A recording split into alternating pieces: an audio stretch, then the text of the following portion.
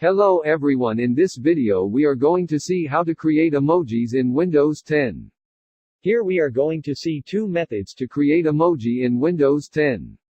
The first method using the shortcut. First go to file you want to rename. Here I just right click and create a new folder and pressing Windows keys and semicolon key.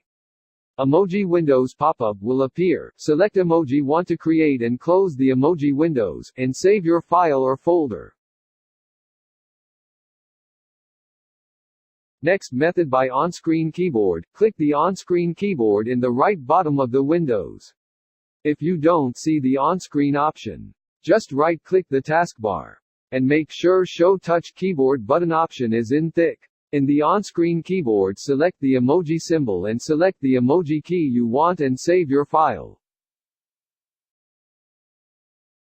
Thanks for watching, and if you have any query or suggestion, place it in a comment below, and if you like this video subscribe and share my channel with your friends.